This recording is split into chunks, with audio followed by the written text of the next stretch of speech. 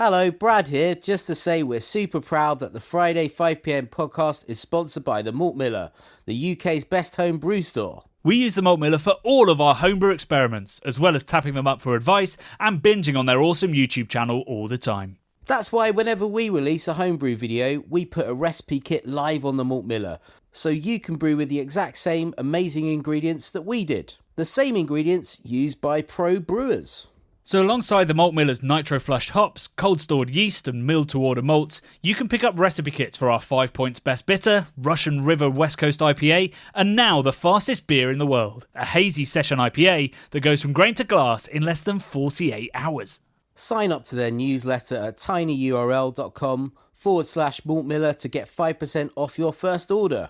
With the Malt Miller's amazing customer service and Johnny's 48-hour recipe, you could order the ingredients on a Monday and be drinking the beer by the weekend. Speaking of which, it's Friday. It's 5pm. So enjoy this week's Friday 5pm podcast. Bonjour! Oh, that's good. I had to do it in the most harsh Northern Irish accent I possibly could. Yeah, welcome to The Bubble. This week we're talking to one of my friends for a change. We definitely don't know everybody that's been on this podcast of late because we haven't met anybody new. And this week we're talking to Alex, French Guy Cooking, as he's known. He has one of the biggest food-based channels, or food and narrative-based channels on YouTube, and is my, hands down, hand on heart, most favourite YouTuber in the world. Yeah, he's. I actually wasn't that familiar with him. You'll hear in the podcast how I'm not really that into YouTube as a sort of medium of watching things. But when Johnny said that we were going to chat to him, I obviously checked him out, and he's amazing. It's so interesting. He does a lot of stuff that isn't about cooking. He's really creative. He's very good at building stuff. And he's also been to Northern Ireland. So, I mean, he gets all the props from me. He's been to craft breweries that you haven't been to, Rob. Yeah, no, how does that feel? Yeah, it's bonkers. But it was really good fun talking to him. I mean, for as long as I've known you, Johnny, I've sort of scratched my head and been like, how do you make any money on YouTube? I mean, it's just free content. For as long as I've known you, I've been scratching my head and asking that question as well. Yeah. But yeah, in the last sort of year, we've just started to turn a proper profit at the Craft Beer channel. Alex actually founded his channel at roughly the same time as us, maybe about a year before us. But he's grown to 1.7 million subscribers, whereas we hit 100,000 subscribers over Christmas. So he is playing what he calls the YouTube game significantly better than us. Don't put yourself down, Johnny. Oh, thanks, man. More people like cooking than beer. It's definitely true. Certainly the wanky stuff that I talk about. But yeah, so he plays that YouTube game extremely well, and we get a lot into that during this podcast, particularly how he doesn't just do cooking videos, how he builds a narrative and explores. So he goes like, I'm going to make mozzarella at home, or I'm going to build my own dry-aged beef chamber and start aging my own beef. He makes his own wine, he makes his own beer, and just all across he does series of several episodes. So he's a super intelligent and creative person who's managed to create the most amazingly in-depth but also authentic and honest YouTube content that I've ever seen. So even if you're not a YouTube lover, hopefully this will show you how good YouTube at its best can be. Yeah, definitely. It's just so easy to get engaged in what he's doing. He travels around, he speaks to people, and he managed to involve everyone, so you don't need to be into cooking to really enjoy what he does. And much like this podcast, you don't need to be into beer to enjoy it, because, spoiler alert, we don't talk about beer once. No, I don't think it comes up. There's a little talk of malt dust at the start, and then that's it. It's not a beer podcast. So this is an hour-long chat with the best YouTuber in the world, TM, Alex, French Guy Cooking.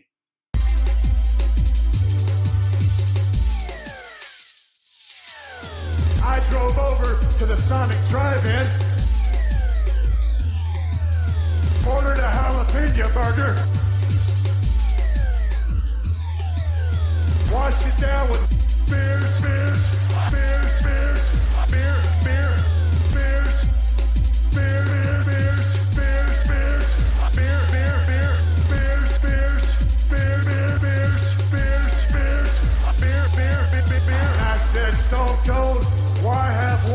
when you can have them both. So where are you joining us today from, Alex? I'm joining you from Paris, guys, from France, from my freshly renovated office. Did you do the renovations yourself? I did most of it. I'd say yes, but I kept it pretty minimal. It's mostly me installing a big white sofa for just luscious naps.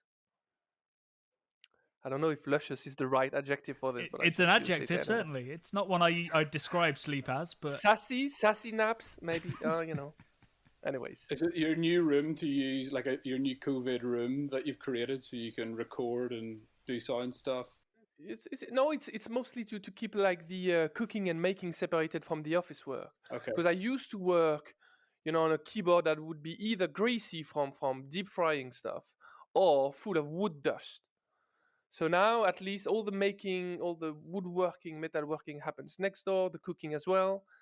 I can get metal shavings in my food, but at least on my keyboard, nothing. And that's just, things have to be, separated. Otherwise, it's just like chaos. we have the same. Now that I'm homebrewing so often, my Mac is just caked in malt dust. Makes sense. To the point where I couldn't work out the mystery. Suddenly, just my screen was constantly dirty. Oh wow! And I worked out it was malt dust and the 2 or 3 beers I spill on it every month. Daily. Makes sense. Don't kid yourself, Johnny. So, Alex, thank you so much for joining us in between your naps. I guess the best place to start would be, I'd love to know, because I still don't know this, even though we've met so many times and had many, many beers together. I don't actually know exactly what you did before YouTube became a thing and how you got into YouTube. Oh wow! Okay, so initially I trained. My education is engineering, which I never really worked in. In all honesty, all transparency, I just graduated and that was it for me. I worked in photography. I worked in advertising.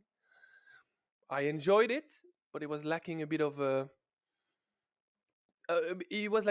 passion aspect. I was really into food. I was really into traveling, and then at some point I was doing advertising for a client who was, creating YouTube channels.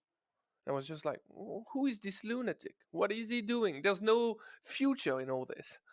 And then I started, looking deeper into what he was doing. And I was just like, that would be the perfect job for me. I got an internet background. I've got a photography and video production skill as well. And then I'm just passionate about different stuff, including food. So I started 2 channels first, one about traveling and one about food. The one about traveling didn't pick up. It was very complicated to monetize. And the food one didn't pick up so much as well, to be honest. But it was more fun for me. So that's how I started YouTube. And then we crossed paths when you... Did you enter the Jamie Oliver competition? Is that... Oh, I did. Yes, I did. So at some point, I would say probably 8 months in my YouTube journey, it was like I had like... These numbers are not going to make any sense, but I had probably 100 subscribers. And I was very happy about it at that time. I was just thrilled about this. I remember very clearly that I made a giveaway event for my 100 subscribers. Yeah, because I was just so thrilled, and I thought it was a milestone. It was, I think. And then at some point, I just discovered that Jamie Oliver, whom I was following, because I'm a big fan of his work in the first place. He was organizing this big competition, looking for the next, as they call it, food tube star. So YouTube culinary talent or something. And the thing was global. He was asking for people to submit a 3-minute video, which I did. And then things escalated from there, I would say, in a good way. It's amazing because the first time I discovered you was writing. So I was working on jamieoliver.com at the time, and I wrote a little blurb about all the people that had got through to the final. So I wrote a little blurb about you on jamieoliver.com, and I was like, this guy's much better. Do you remember what you wrote? Do you? No, but I'll tell you what. I'll try and dig it out after this podcast, and we'll put it in the intro. When I, tell everyone about your 1.7 million subscribers and huge success and Shorty Awards, I'll also say, back in 2013, Johnny Garrett said, Alex from Paris wants to be a YouTube star and has started making both travel and food videos with a sprinkling of humour. I hope you were nice, Johnny. And vaguely amusing jokes. I hope I was not. I mean, I had to be nice. That's Jamie Oliver's whole stick. It's everything's great all the time, always. So you went from 100 followers submitting to Jamie Oliver. When did it become 1.8 million? Exactly. Yes, no. So things went really slow for me, to be honest. I mean, I never had a big spike in terms of subscribers, apart from obviously doing a collaboration with Jamie Oliver. So I entered the competition, so Jamie's competition, so about, I'd say 7 years ago maybe. And then my video got published on their YouTube channel, so on Jamie Oliver's YouTube channel, which initially got me 500 to 1,000 subscribers straight on. But then that was it. And then slowly it was growing a bit faster than it did before. But then at some point, I made it to the finale of the competition, and I thought it was the end of it because I didn't win anything. I ended third or fourth, I can't remember. And I thought it was the end of it. But then the Jamie Oliver's team called me back after the competition has ended, and they told me, so we're building up a network. We want to have like a dozen YouTube channels from a bit everywhere. Do you want to be part of it? I was like, F you guys. I ended fourth. I'm a sore loser. I'm never gonna join in. No, I was delighted to join in. So I definitely did. And then at some point I made an official YouTube collaboration with Jamie. And that got me another 5,000 subscribers. So I'd say I ended the Jamie thing with 8,000, and then slowly from there, bits by bits, collaboration by collaboration, I went up. But it took me some time because I see guys these days on YouTube, they just skyrocket. In 1 year, they're done. They pass me in 1 year. I'm just like an old train, steamy train. Plodding along, I like it. But it's a train. I mean, it did gather some speed, or at least some momentum. I was trying to work out when I remember sort of really looking at your channel and being like, "Oh God, Alex is onto something here." And I think it was probably the dry-aged beef chamber. Was that one of the original sort of where you managed to mix that engineering and cooking background? Like on the money, man. Exactly that. This one of the very first time I embraced my obsessiveness, I think. I thought instead of just doing recipe, everybody's doing recipe. I'm a mad person. I focus too much on subject. Let's just use that in videos. And let's just make one whole series, like 12 episodes, about one detail. That's what I did with the dry-aged beef machine chamber. And then this started to really work because I was really making some sort of a difference at that time. I'd say the moment where my channel took off probably was when Jamie Oliver closed the network, when he ended the network. Because at that time, many of the channels were produced. They had editors, they had camera operators. I had no one. I was used to being on my own, finding sponsorship for my channel because I was fine with it. I was just like, okay, I decided to be living in France. I have to move to London. I have to make a living out of this. So I was just fucking ready when everything collapsed. Nobody was ready. None of these guys were ready. And they were all, living like a fluffy life,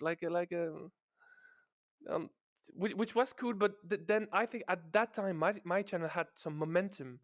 I was into sponsorship, I was into collaborations, I knew what the YouTube game was somehow, so I think at that time it took up. In all fairness, I think Jenna from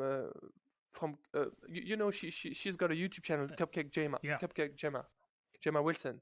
I think she was, and she probably is to this day, much much higher than where my channel stands. Really? Possibly. I haven't checked her in years. But I'm thinking she had 1 million subs at some point already. Yeah, I mean, it was interesting. Like when FoodTube launched, I think it was Jamie trying to create almost a TV channel out of it. So it was big budget. Yes. They had some money from Google. Everything was 2 or 3 cameras, heavily produced. And actually, what we all learnt slowly was that that's great, but you'll never make profit off of that. The sponsorships will be way too high for what the brands get back. The time it takes, the investment involved is just too much. But that said, something that's so amazing about your channel is the level of production that you've managed to create just on your own, which is partly through the technology that's now available to us. But I mean, so you work with an editor now, but when did an editor come along? And because everything you were doing was all on you. Pretty late. It came in the 5 or 6 year. On year 6, year 5 or year 6, yeah. So for 5 years, it's been only me. It still is just me filming most of the time, unless I'm traveling somewhere else. Because otherwise, with translations and interviews and things, it's really helpful to have another camera operator, especially to have a different angle. That person would be doing details and general shots, where I would just be following the story. Yeah, but overall, it's just been me for years. It has been soul crushing. I'm gonna be very honest. I would never go back to these days. I don't wish this to anybody. I was working 24/7, and just like I remember clearly, my thing is to post on Saturdays for whatever reason. I would end editing every week Saturday morning at 5 a.m. And I would just be like weeks after weeks after weeks, and my wife, she would just be like turning into this, I mean legitimately, but she would just be really annoyed with me. When do things start up again then? So you publish on a Saturday and then you start recording Sunday for the week. Is that what the turnaround was? Just like 7 days a week? More or less. When I say 24/7, maybe I was a bit too liberal. I would say 24/6 then. Yeah. Because I would start again on Monday usually. But I mean, it wouldn't be like completely surprising for me to just go and work on Sunday. I'm glad I'm not doing this no more. I'm working as I mentioned like earlier. I'm working with an editor. I'm working with a producer as well. So it's just been lifting weight off my shoulder, and we are just able to produce so much better content with these guys. And I'm so glad to have these guys on board. The editor is so much better than I was. It's just like he's bringing something amazing. The producer, same. She's amazing. I'm so glad to have these guys. And I mean, if you told me to just get rid of these guys, I'm done. I stop YouTube. That's it for me. Da-da. Okay. So what? But back before you got an editor and a producer, how did that sort of week pan out? How did you came up with your concept? How did that get to delivery? Because there was such a strong narrative to everything that you did. Were you heavily scripting, or were you living in a bit of chaos? I've always embraced the chaos, some sort of. I remember back in the day, so I'd say 5 years ago, I could be shooting 4 videos in a day. Basically, Friday would be my shooting day, and I would be shooting 4 videos. Few years after, with the dry aged beef madness and the croissant this and the pizza that, so going into geeky, obsessive, nerdy series, it would take me 2 weeks to shoot 1 video, which is stupid because I was uploading on a weekly basis, so it doesn't work. But I would write. First of all, I would have to be noting like all the inspiration I could think of. I would be watching heavily anything. I would always be on the hunt for new ideas, and then I would dedicate at least a day to write, a day to test, and 2 days to shoot, and 1 day to edit. That's how and then all the rest went into trash basically, because I couldn't do anything else but these. And the sad thing, it's not a sad thing, but it's a bit of a waste somehow. Because these days I'm monetizing way better than I did. These days, if I'm putting a video up, well, we have a sponsor for that video. Everything is set up properly. The ads are in place. I mean, all the stars are aligned. In the past, I don't have a sponsor, whatever. Let's just put the video out. Well, no wonder it was a bit complicated to make a living out of it at that time. But these days, so the producer that I'm working with, that's her job. She's in charge of having sponsors on every video, properly set up with a schedule. A schedule. How can you believe how amazing a schedule is? I used to have none. I was just living by the week. So you were very much just shooting from the hip, so to speak, and making it up as you went along. So again, because I'm not familiar with that idiom, shipping from the waist. Johnny, do you want to take this one? I don't know if my Northern Irish accent translates. So shooting from the hip is Yes. like a gunslinger term, where instead of getting your gun out your holster and aiming it, Yes. you just get it out. Yeah, you go, get no time. There we Yeah. go. Okay, you maximize the efficiency. I've got your back, Rob. Okay. Yeah. Yeah. That's what I was doing. Now these days it's a bit more quiet. It's not a lot quieter, but still I got my weekends now, so that's better. That's better. You mentioned earlier you used the phrase, and I wrote it down because I'm not always shooting from the hip.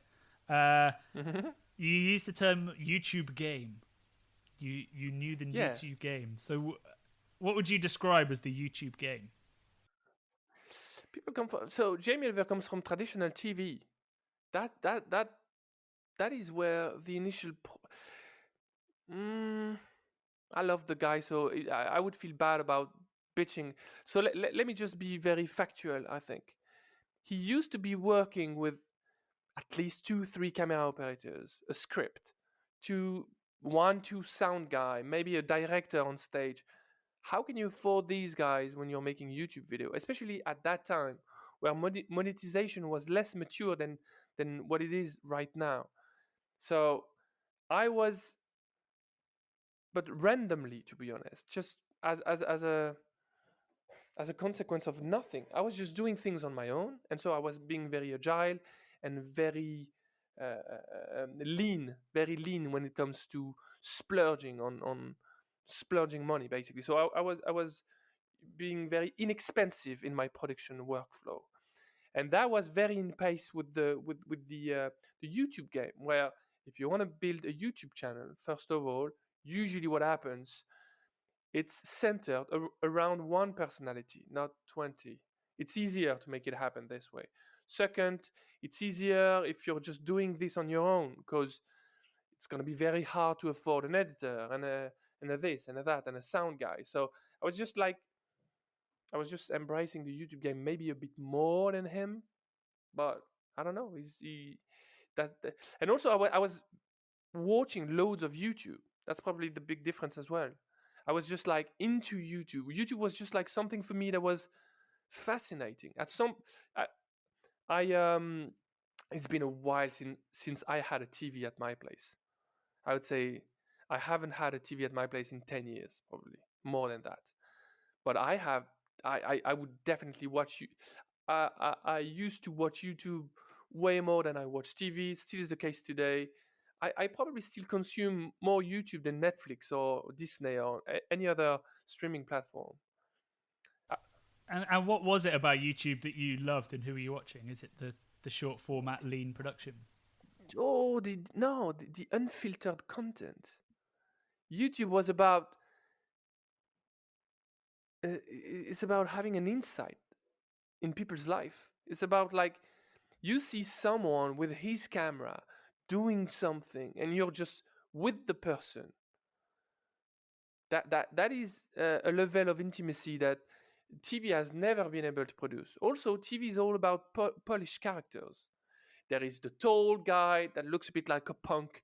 There is the little girl that is, very skilled at making pastry. It's just like, it's so cliché, to use a French word. Pardon my French. So on YouTube, it's all about the niche. there is this one guy that is an engineer, is doing metalworking. How could that be of any interest? Well, it's fascinating. The guy is like 50 years old. He's a very experienced metal worker. He does video in a very comic way. He's like a comedian almost. This is something you would never ever see on TV. That's way too niche. There is no audience for that. Well, on YouTube, since it's global, and since you are able to nab a little audience from everywhere, overall, it makes for a sustainable audience. So these guys have a reason to exist. They have a meaning. They are sustainable businesses, these guys. And it's amazing for us, viewers, because you get to see things you would never think you would see. I've been watching videos about guys restoring artwork, paintings, and fascinating videos, like 20-minute long video of a guy with a brush, renovating an old painting. And I'm just like amazed by it. There seems to be a real authenticity, particularly with what you're doing, Alex, that you want to go and you want to learn and you're fascinated by it, which when you're watching TV, you sort of know that the presenter's just been sent somewhere to do a job. But I was just watching the video when you went to New York to learn how to sharpen knives, and you were so excited, man. I would go back if I could, to be honest. The guy was so skilled. Vincent from Corin Knives, I remember this guy. He's just like a godfather when it comes to sharpening, and for a valid reason. He's sharpening every day, all day, and he's just like making wonders. I'm a forever learner. I just love to learn. So YouTube is a good place for that, because I can make any of my recently acquired passion, I can turn it into a video, which is good, because then I can finance it with my company. So it's I can live on the expenses. It's really interesting, sort of on what you were saying about how TV had a specific idea in mind, which was to inform the viewer, right? It was to go, we know something and we're going to tell you about it. And that's where there's this cliche in English TV, which is like, here's something I made earlier. So they'll show you how to make something, and then rather than actually watching that thing come together, they'll go, here's one I made earlier that's absolutely perfect. And as a kid, I didn't really pick up on it. But now I'm older, you're like, that thing you were just making was never going to look any fucking thing like the thing you just brought in that somebody else has made. Whereas on YouTube, you don't go, here's something I made earlier. You go, here's me learning how to make it from start to finish. And I think that was another mistake that people made who tried to treat it like real TV. They'd have, here's this perfect recipe come up with by specific like food stylists and food technicians, and here's how to do it at home. Whereas actually the best thing for YouTube is, like you did, like with the cacao e pepe stuff, it's like, I've never really made a good one of these, so here's me learning how to actually do it properly. And people can, people can identify with this.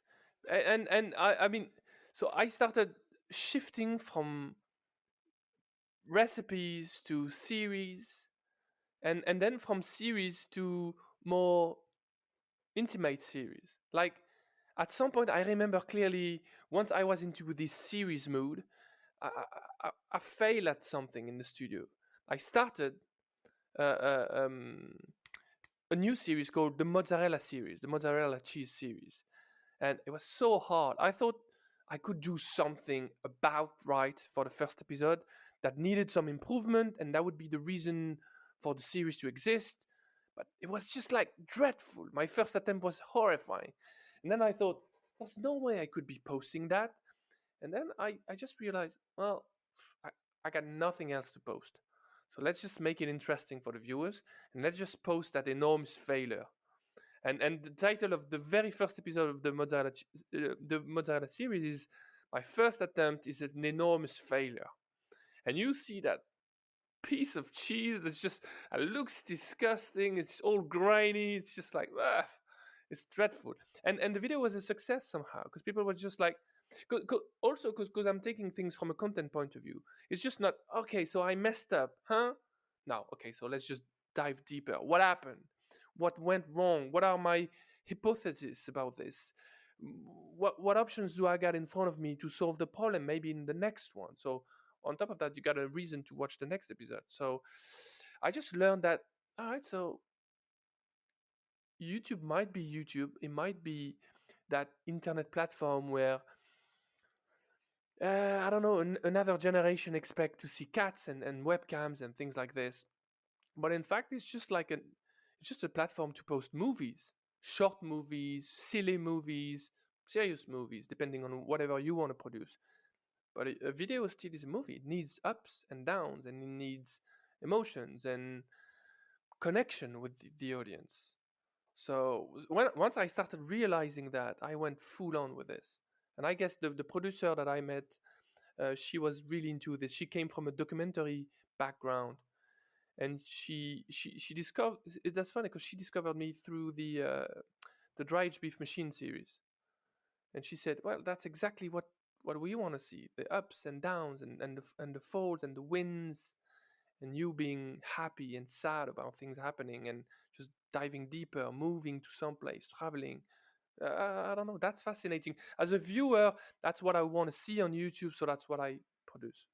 You said about the fail thing. I think that's a really interesting point. Like on TV and in a lot of media, you never see the fail, and it's actually quite reassuring to watch. It's nice to see that, like, you as a professional chef now make mistakes, how you learn from them, and also it's pretty funny. And I really like that in the sort of medium of YouTube. It's like watching these people mess up, seeing the sort of the outcome of that, and then them working past it. It's a really interesting and far more human way of like watching programming. I think it just makes the connection with the viewer stronger because people can relate to them. So since there are fails, okay, so it's acceptable to see also wins then from time to time. So I just came out of a big series last year, so a series about sauces. In that series, one of the episodes was dedicated to one of my favorite sauce, mayonnaise, which, I mean, probably I was the only one interested in knowing that it actually is a mother sauce, despite what everyone online has been claiming for years. Anyways, it's another subject, but I made a whole episode about mayonnaise. And at some point in this episode, towards the end, there is a black background, a very dark background behind me, and there is a very dramatic lighting. And I shot everything in slow motion. It's just the moment where I realize something. I just whip it up. Finally, by hand, I crack the code of mayo. And such a funny moment. I mean, I was just doing it. And then I've got, firm peaks of mayo. And then I don't know why exactly, but I did something that you're only supposed to do with egg whites. When you've got firm egg whites, you can flip the bowl upside down. And if it's done well, it shouldn't fall off. But nobody said you could do that with mayo. And then in the video, I'm just like super serious. And there is a dramatic music. Tan, tan, tan, tan. And then I just do this. It didn't even stand a chance. Immediately, the whole bowl fell like flat on the board. And I'm just like, oh, so surprised. And that genuineness, which I included like in a separate bit that I posted on YouTube, I think that's just for the best. I think as a viewer, I like to see this. It just reminds me that this guy is a home cook. All right, so he's putting loads of efforts into this, but we can identify to him. He's not only showing the good bits, to some extent, I would say. Still is a show somehow, but yeah, that's what I love about YouTube. Yeah, the difference with TV. It was. I remember when we did our collaboration making supermarket beer, and the fear I had in calling you, going, the beer's infected. It's amazing. And I was so scared because I thought that you'd feel like me and Brad had let you down, or that we'd done something wrong that was silly, and you were just like, no, it's great. Like, otherwise, that's the best episode ever. I mean, first of all, that's the best episode ever for two reasons. Obviously, there's the cliffhanger, mystery, suspense to it. But second, it's reality. Making beer is complicated, and making beer with these type of equipment we had, you tell me, but it wasn't that easy. No, it was almost impossible. Even the final one that we gave tasters of, I still wasn't happy And with. yet, it got picked as a winner Yeah. in the end, in the pub, Yeah. in an English pub.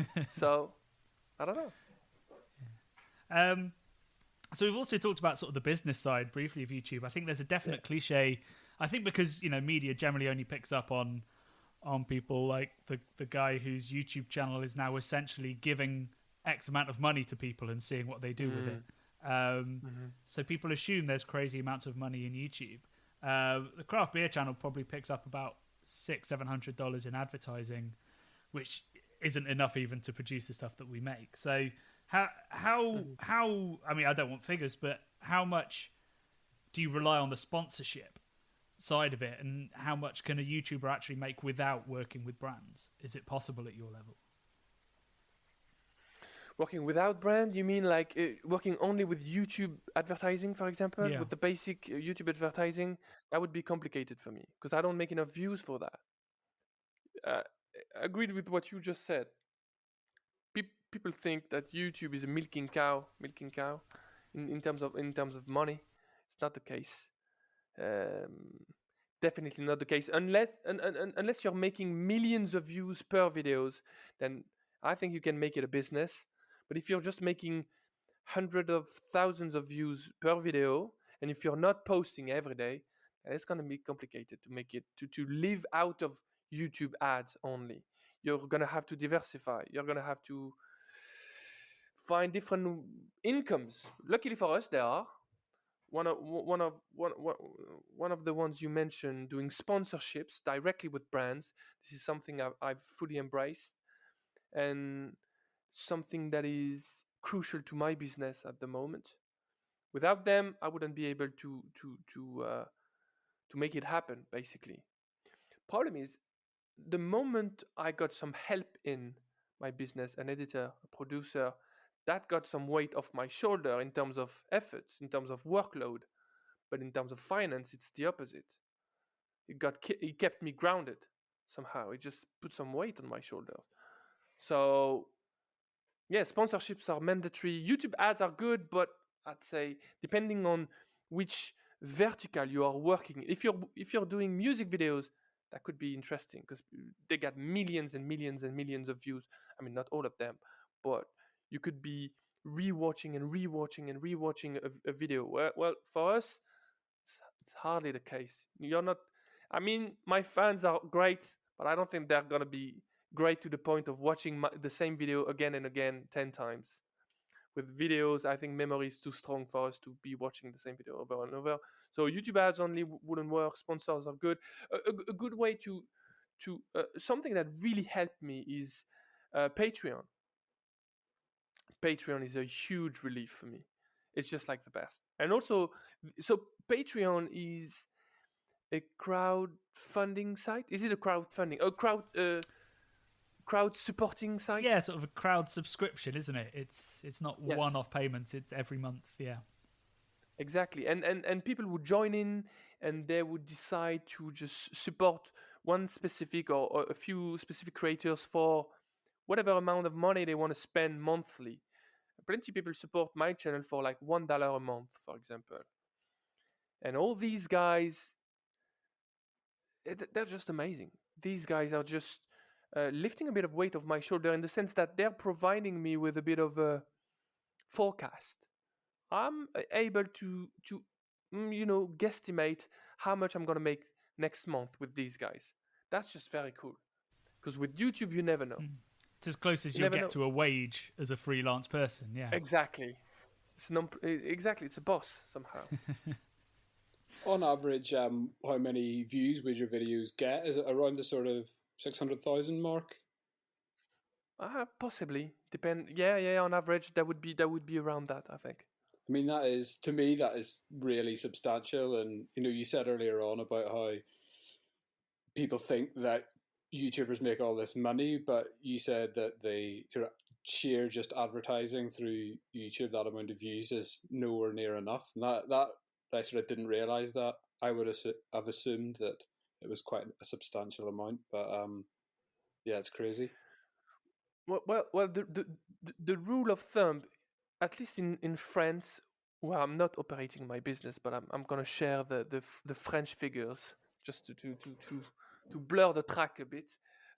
In France, the advertising business on YouTube is you get about €1 per thousands of views you make. So 600,000 views is not much money. I mean, especially if you've got an editor, if you've got that's over. You're done. Doesn't work out. And you're paying That's rent not on a the business studio model. as well. Yeah, exactly. No, I mean, I've got so many expenses. That would be the immediate death of my channel. Luckily for me, I'm not working with a French audience. I'm working with an American audience, where the advertising market is much higher. So that's good news. But still, it still is like some sort of a challenge to make it happen. But that's not only bad. I don't see that as only bad. It keeps me awake somehow. It's interesting you mentioned you're working with an American audience, because it does feel like, although YouTube is a very cosmopolitan and diverse place, I think, in terms of the creators, most of them have to be aimed at an English-speaking audience. So the UK and the US, it was about a year ago, the US overtook us on views over the UK, which means suddenly we're talking about beers that majority of our people have never even heard of, let alone can get hold of. So there's the benefit of you have this niche and you can reach everybody, but as soon as you talk about a product, you've got to be thinking about specific places. That must be challenging for sure. Yeah, even when you do references, you guys in the UK. So I'm following people from everywhere, YouTubers from the UK, YouTubers from the US, and also the fact that I've been working with Jamie Oliver for 3-4 years. I'm quite sensible in a good way to British culture. But I feel like sometimes people do references that people don't get. Like childhood memories I don't have. So it's funny when people say, "Oh, that reminds me of that candy." Well, never heard of that stuff. So it reminds me of nothing. But I think people also look for that. It's like looking for a glimpse to another culture. It's nice.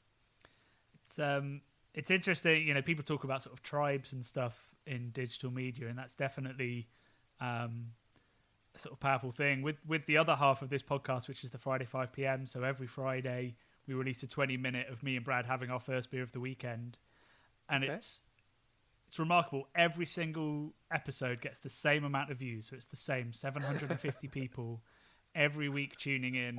There's running gags, and it's just remarkable how you can both include people so brilliantly in that way and also exclude the other 7 billion people on this planet quite quickly by doing a concept like that. I see good values in excluding people as well, meaning that your content is making a dent, is just being specific to an audience. I think we had chats about this so many times, but I was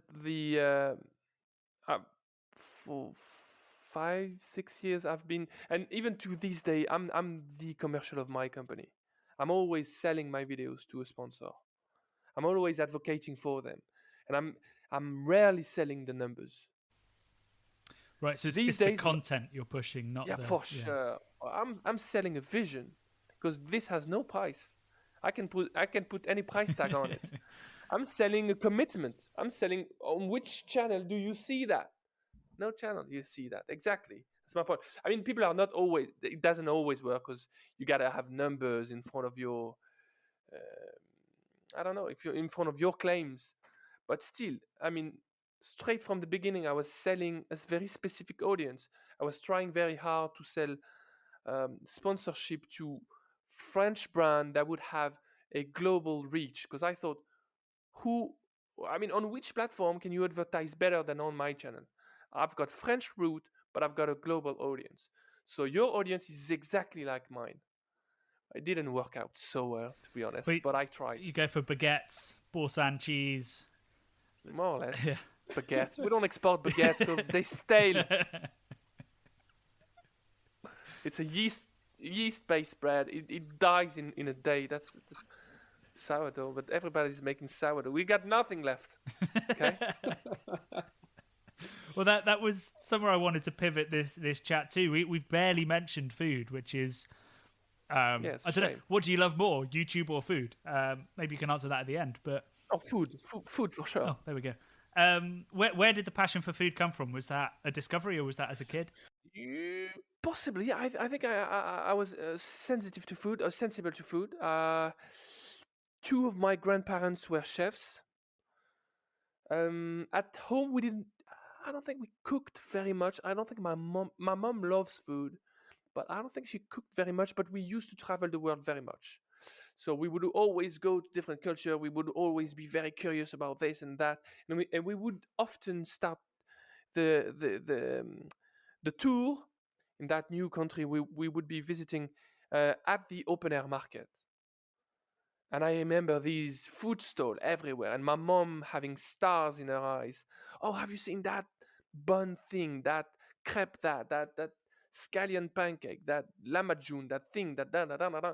And so we would be, pulled into this. I think I developed a love for food as I was traveling as a kid. It really is like a love for other culture in the first place, and then my love for cooking came much later, as I moved in with my girlfriend, who is now my wife, around 25. We moved in together. We are very careful persons together. We are very factual, and I said, well, all the other couples around us are failing. How do we not fail? Let's write something together. Let's write a contract. She was just like, "Are you serious?" And I was just, "I'm dead serious. Let's write a contract. What house duties do you want on your side? And I'm going to tell you which one I want on my side." She said, "Well, I hate cooking." And I said, "Okay, I like food. I guess I could start cooking more seriously." And I took cooking on my side, and she took something else, and I took something else. And we split the housework in half, basically. And so I started cooking every night. I started doing groceries with cooking in mind. And I've been doing this now for, I don't know, 12 years.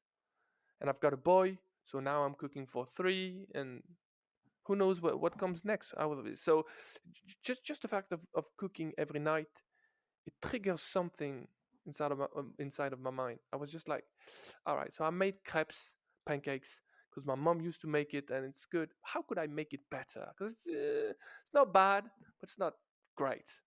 So then I would start doing research. Wikipedia at first, it always has to start somewhere. But then I would get more specific and do trials and error and trials and error and trials and error. And then at some point I would think at least that I would have cracked the code of that food, and then I would move on to another food. So we would have weeks of Indian food, weeks of Japanese food. She found it funny at first. Then she said, "Yeah, let's put a bit of balance in all this." There's so much to love in what you just said about that. Firstly, the idea that you saw other couples failing and went, right, a contract is the only way for us to deal with Exactly. this. What other things do you have to do? Yeah, is the What are contract your still in other action? chores other than cooking? I can't disclose the whole contract. Something could be pretty intimate. Do you But I ever would say have that like guests round and someone asks you to do something and you're like, no, You're just like, nope. that's her. nope, exactly. Yeah, at some point when we thought that the two parts of that contract were respecting the rules, with I don't know, they were putting some respect in that contract. We got a bit more liberal. We thought, okay, I can help a bit with laundry whenever you need me. You can help me with cooking a bit. But to be honest, doesn't happen so much. We're still very, very camped on our positions. I'm doing grocery. I'm doing cooking. What else am I doing? That might be it, to be honest. I'm also helping with cleaning, but not that often. I was gonna say, what I'm just like, could be on that I list? got the best bit. I got the best part of the contract, I feel. But she hated it. So when I told her, I feel a bit bad because I got cooking and grocery shopping. She said, "Well, I hate it." I'm just like, all right, Yoko, I'm not gonna amend this contract in 10 years. Okay, the next revision date is in 10 years from now. She's just like she's fine with it. The French Guy Laundry channel wouldn't have been as good, so I'm glad it panned out that way. Well, you never know where a series could be leading you to. Another thing the channel does really well, I think, is stuff that isn't cooking. Like, there's so much content sort of involved maybe with cooking, but sometimes more loosely than others. And I think that keeps it really fresh. But how do you come up with like all these amazing ideas? Like secret cupboards, for instance. Oh man, that one. I've been working 2 weeks just to get that stupid idea out of my head. Just because it was a whim. Something I thought about last year, and I've been working on it for a year to make it happen. And then I started building it this year. Do you want to explain to the listeners your secret cupboard? Exactly. So, I'm a big fan of a movie, Kingsman. I thought it was just such a fresh South London-y wind on James Bond movies. And the fact that they have a tailor shop in the UK. And so I'm guessing people must be familiar with the movie, but basically in that movie, in Kingsman, at some point, Eggsy and his mentor, they're in a tailor shop, which is in fact a fake shop in London. And he's pulling on a coat hook and the whole wall swivels. And they enter a secret room, a weapon cache. And inside, everything is superbly displayed on the walls. Line felt walls with dark woods and proper English lightings, but there are guns on the walls and gadgets and things, and like a lighter, which in fact is a grenade. You've got shoes on for them to be dressed properly on the job. It's like a spy cabinet. The first time I saw that, I was just like, obviously I want one. Probably as many would say, but what will then be in my secret cabinet, in my secret vault? Then I thought, well, obviously there's got to be kitchen tools, chef tools. So I started reaching out to brands which I particularly love, and I said, I've got this stupid idea in my mind. You got to be in. Everybody's in. Obviously, nobody was in at that time. and I got these specific knife from Japan. I got these super geeky pasta cutter from Italy, and I made sure that all of them fitted with the theme of the tailor shop. So it had to be brass and dark wood and weapon appearance somehow. Nothing is offensive in my cabinet. It's just a cabinet for chefs and home cooks. But even though nonetheless, things look a bit like weapons somehow, and that's the fun part. So I built that inside my studio. I basically built a structure on the wall, which I then covered with a fake wall. I installed a swivel mechanism, and then I placed a coat rack in the middle of that wall. One of the coat hook activates a string which pulls on a gate latch inside the wall, and that just releases the door.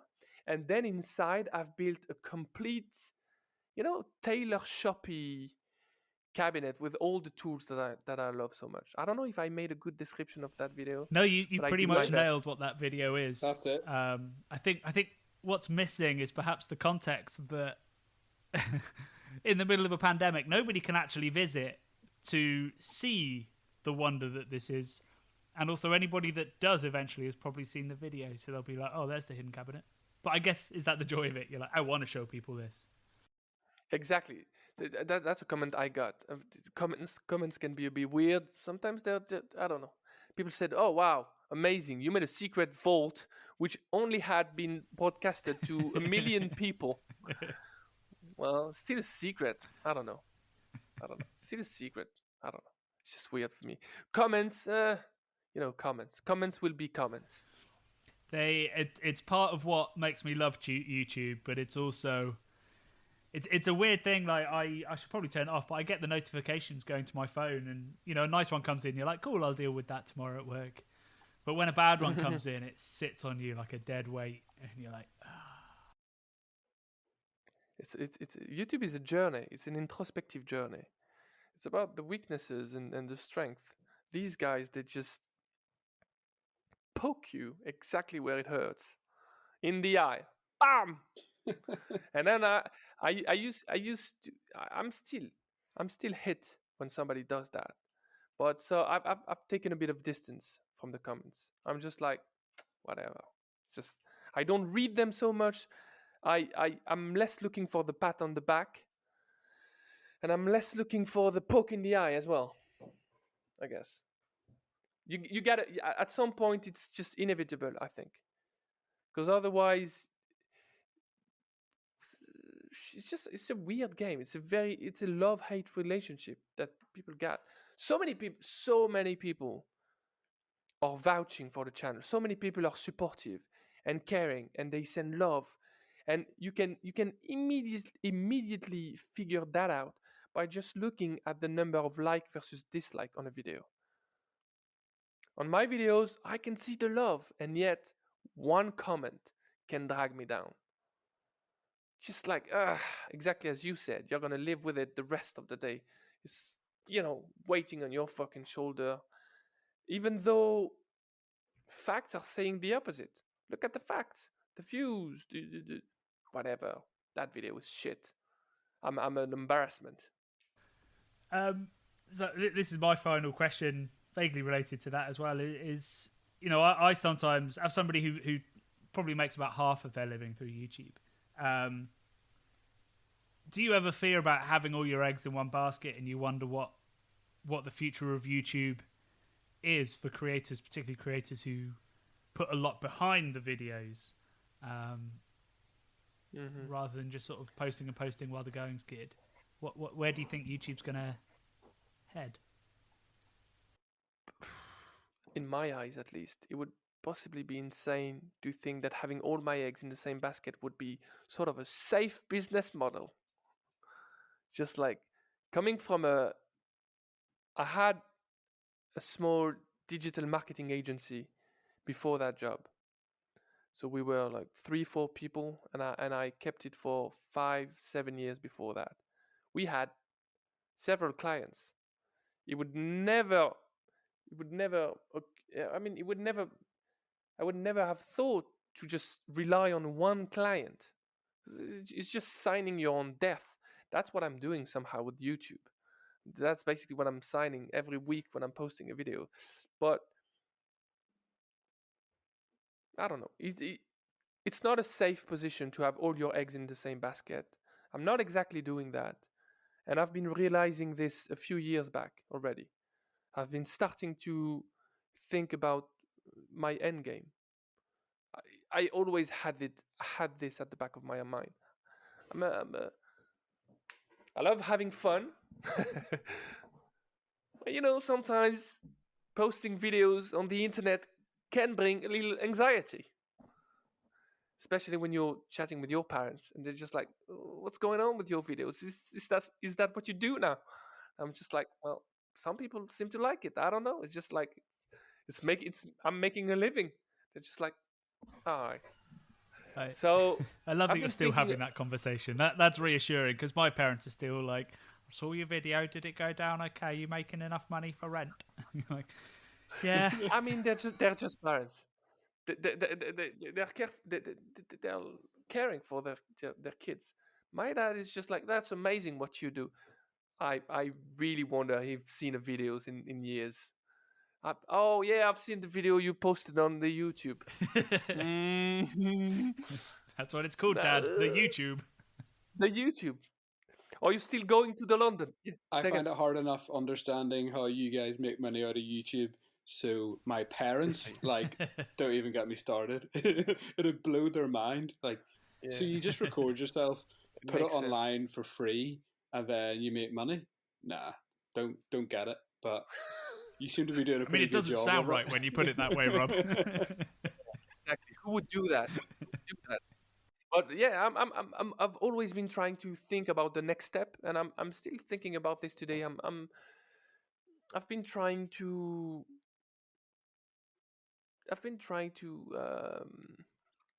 I'm trying to disclose, but not spoil, Yep. which is a very fine line there. It's the balance of your YouTube videos as well. Exactly. So I'm a big fan of chef tools in the first place. I believe in the right tool for the right job. I love kitchen knives very much, especially when they are done properly. I love saucepans. I love all these, and I think not much work has been put into rethinking these. So that's a bit of my end game somehow. I'm thinking about using the experience somehow that I've built as a home cook and trying to see what do cooking enthusiasts really need in their kitchen. Which tool should they really use? Why is that tool so bad? How can we improve that? And that would just help me, satisfy my hunger for creation overall, because I love creating stuff in general. But also, I would use um, the experience that I've gained over the years in cooking, like on a daily basis. And also, I think my audience is always keen to see the wacky project I'm working on. You mentioned that, Rob, like a moment ago. You said that I also post videos where I'm not even cooking, I'm just making something. I was terrified about this in the past. I still am to some extent. Some people are bitching about it. Like, what is it that you do? Just post a fucking recipe. And I'm just like, oh, that's who I am. I No, just man. love making things. Keep it up. That's sort of what keeps it so exciting and keeps it fresh. Because if you're just cooking constantly, then there's probably a million people doing that online. But exactly, that wouldn't be me in the end. yeah, I think people, we the thing we are afraid of the most when we make videos at first is the thing people go for in the end. I was afraid of being this French dude who has a wacky accent, and then who he's sort of an engineer, sort of a cook, but he didn't go to culinary school, so he's got 3 points for being French, but he's no chef. He's a fraud, and then it's just like he's making what he's making obsessive series about stuff. It's just very weird. But then at some point I started embracing that stuff. I was just like, well, fuck it. That's who I am. Exactly. I'm in the middle of all that. If that's what you're into, great. You're gonna be up for a treat. If not, well, it's gonna be a tough time watching my videos. There's gonna be loads of chatting, loads of French accent, loads of building stupid stuff for you.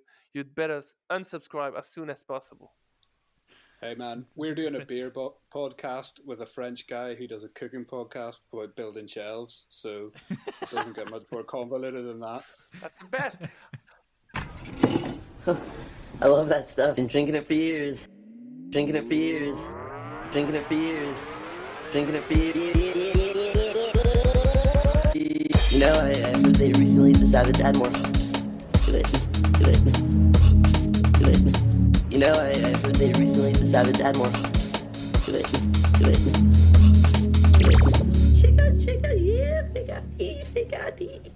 So that was French guy cooking, joining us from Paris and explaining to me how you monetize free content. I feel less like my mother. I really enjoyed that moment where you were like, that surprises me that you struggle to make money with 1.7 million subscribers. It was partly a surprise to me as well. I knew he had loads of overheads because he rents his own studio and office, pays a producer, pays an editor, and that editor in particular I think is working almost full time on those videos. So there's huge overheads that people don't think about with YouTube, but still the fact that YouTube advertising just doesn't get anywhere close to paying for that is a major issue. Like, it's not as bad as on Spotify where you get whatever it's like 0.0001 pence per play, but it's not great. It's not that easy. What really interested me, he made a point at some stage about how it's like old media, like old TV media is how you make money, because obviously TV is free apart from your TV license, which goes to the BBC, but like Channel 4, ITV, and then all the other channels, they make money off very simple advertising policies, really, and that's it. And YouTube's the exact same. And I don't know, I just never thought of it like that because maybe I ignore the ads more, but I don't know. It really started to make sense when he sort of phrased it like that. Yeah, I mean, maybe people don't realise that. So all the advertising revenue that you get is from those adverts that either pop up before or after or during at the bottom. And you can, as a viewer, you can just close those. You don't have to watch them. And every time you do, that means that YouTuber doesn't get any money. And there's even like in the policies for YouTube when you sign up or when they update their privacy policy, you have to agree not to start telling your viewers to watch all the adverts, because then that can sort of skew their algorithm, or it's a way of getting paid better. But if you want to support your YouTubers, a good way you can do it is to actually watch the adverts like you're forced to on terrestrial TV. It's Johnny from the Craft Beer Channel. Please do not click past the following messages. Please. So that was a really interesting chat to hear that, we have this assumption that YouTubers, like he said, a milking cow. I think he meant a cash cow. But it's really tough to make money on YouTube unless you're using commercial deals. And on the Craft Beer Channel, we use them increasingly and try to separate it from our unsponsored content. But it's also really tough. We don't want to be sponsored by breweries. We feel that takes away our independence. And I'm sure Alex feels the same about some things. He doesn't want to use a particular butter or a particular brand of beef or something. He'd rather use somebody, one or two steps removed from what he does, so that he retains complete independence when it comes to the actual recipes he's producing. So it's a tough balancing act.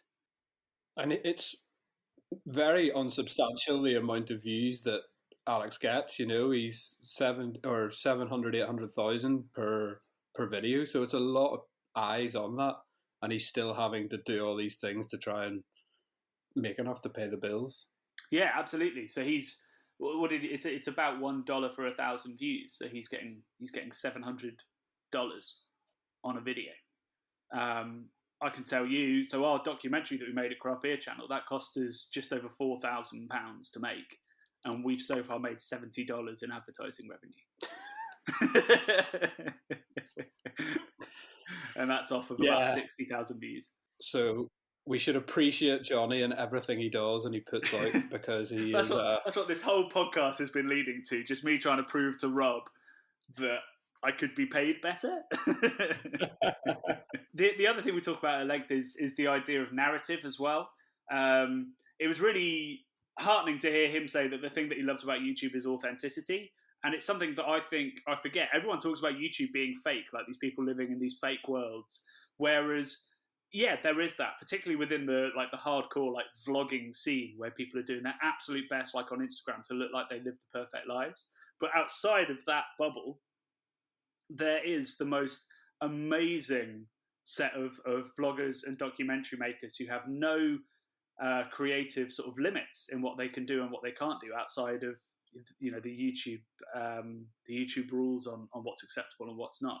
And you get so many amazing people going down niches and rabbit holes so far deep and chronicling the whole thing, which you just wouldn't be able to do on TV, because people wouldn't watch that across 10 episodes, or you wouldn't get the viewing figures because it's not a global audience that you're able to reach. So YouTube's a really powerful way of making content that would never appeal to the masses, but has a mass audience because the whole world can watch. Completely. There's an authenticity, I think, with YouTube, that people like you and like Alex, they do it for the passion, and they do it for the passion and the niche. So you can really explore these rabbit holes, which normal advertising wouldn't usually get behind. But there is an audience out there of people that want to watch it, and it seems so much more real. And we talked about how Alex loves to film his mistakes, and you'd never see that on sort of real life media. But I love it. That makes it feel real.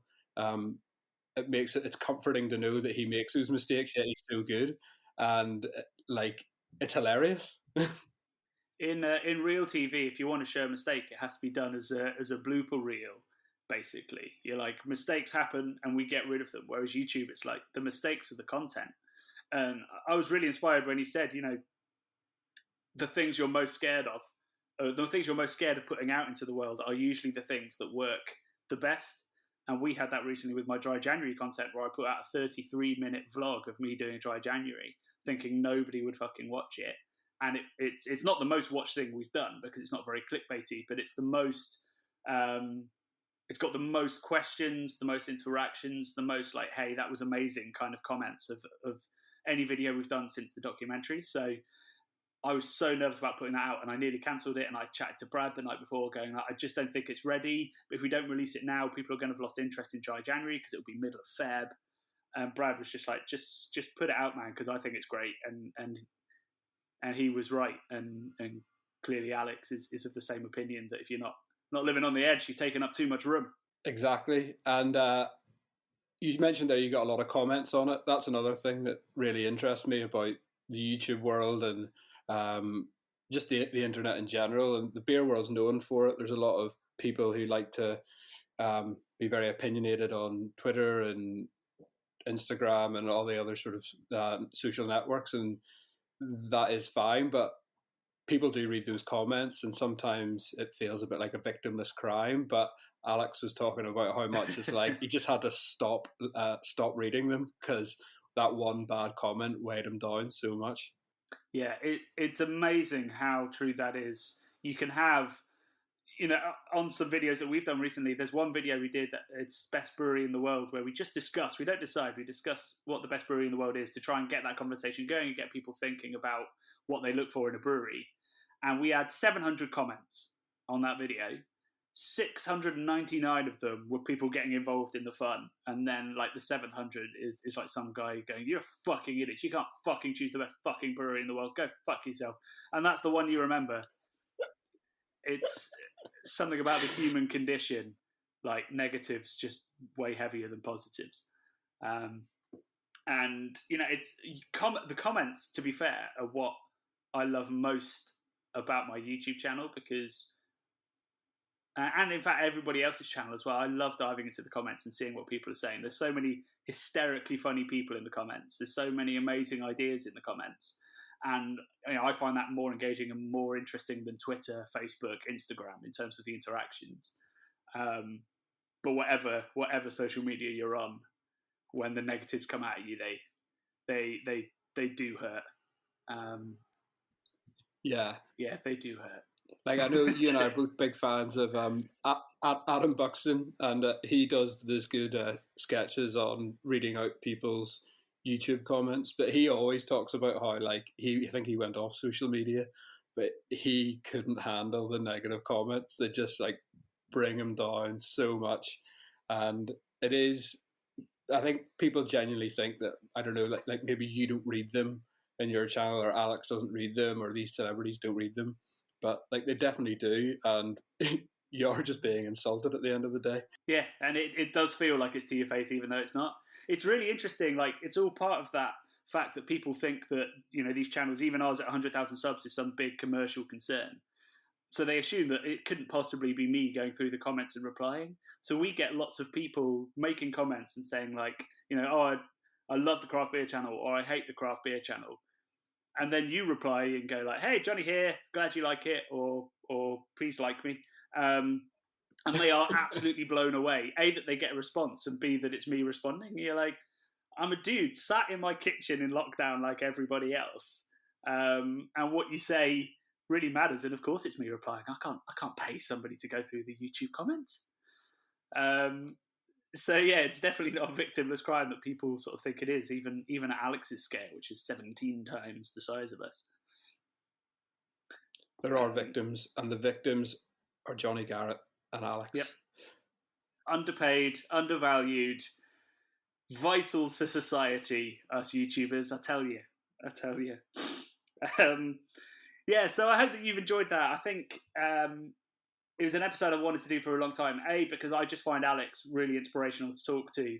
And you might have got a sense that me and him have talked endlessly about these topics before when we've gone for beers. But I always love to hear it from him, because he's so good at what he does. and I urge you to check out his channel. I'll put some of his best episodes below, and also some of his and my favourite YouTube channels as well, so you can see YouTube at its best and not at its worst. So that's it for this week. Thanks to Alex tuning in from Paris. And if you like the episode, leave a nice comment. And if you don't, maybe just keep it to yourself.